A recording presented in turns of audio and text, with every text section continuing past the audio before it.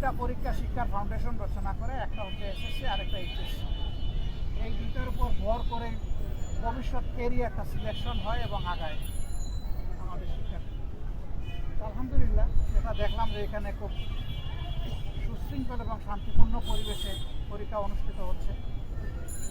পরীক্ষার্থীরা আত্মবিশ্বাসী হয়ে তারা পরীক্ষার হলে গিয়েছে। আমরা তাদের জন্য দোয়া করেছি, আল্লাহ যাতে সুস্থতার সাথে তাদেরকে পরীক্ষা দেওয়ার সুযোগ দেন এবং তারা যেন কাঙ্ক্ষিত ফলাফল লাভ করতে পারে। এদের মধ্য থেকেই আগামী দিনের বাংলাদেশ বের হয়ে আসবে ইনশাআল্লাহ। জাতিকে তারাই নেতৃত্ব দিবে ইনশাআল্লাহ। মেধার যত বিকাশ ঘটবে জাতি তত এগিয়ে যাবে। আগামীতে আমরা আর রাজনীতিকে প্রাধান্য দিয়ে সরকার পরিচালিত হোক, দেশ পরিচালিত হোক এটা চাই না। আমরা চাই মেধাকে প্রাধান্য দিয়ে, যেটা জুলাই আন্দোলনের অন্যতম দাবি ছিল বা প্রধান দাবি। আমরা সেই মেধাবীদের মুখ দেখে এসেছি। আল্লাহ তাআলা তাদেরকে সাহায্য করুন, পরীক্ষা সহজ হোক তাদের জন্য এবং কাঙ্ক্ষিত সফলতা তারা পায়।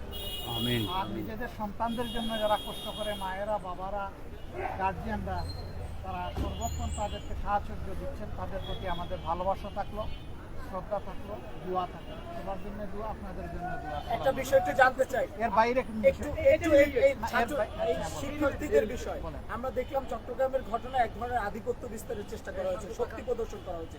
আসলে জুলাইয়ের যে আকাঙ্ক্ষা, সেখানে তো এই যে ছাত্র রাজনীতিতে আধিপত্য কিংবা অস্ত্রের ঝঞ্ঝানানি, এটা আপনারা চাননি বা কেউই চায়নি। তো সেই জায়গায় নতুন করে ছাত্র রাজনীতিতে আবারও এইগুলো ফিরে আসছে কিনা, শক্তি প্রদর্শন? এটা দুঃখজনক। সারা বাংলাদেশের চিত্র একরকম নয়, তবে সামান্য কোনো জায়গায় এটা ঘটুক এটা আমরা কামনা করি না। ওখানে যাবে তারা জ্ঞানের চর্চার জন্য, ওখানে যাবে কেন তারা রক্ত ঝরানোর জন্য। এই রক্ত যারই জড়ুক, সে তো আমারই সন্তান। আমি দেখতে চাই না যে ও কোন দলে। যারই রক্ত জ্বলবে এটা দুঃখজনক। মা বাপ কাউকে রক্ত ঝরানোর জন্য ওখানে মানুষ হওয়ার জন্য পাঠিয়েছে। তো সেই মানুষ হওয়ার আঙ্গিনায় অমানুষের কাজ কেউ করুক, এটা আমরা নিন্দা জানাই। আমরা এটা চাই না। এই ব্যাপারে আমরা ভোকাল থাকবো। এই ব্যাপারে আমাদের যা করার আমরা করবো। ধন্যবাদ।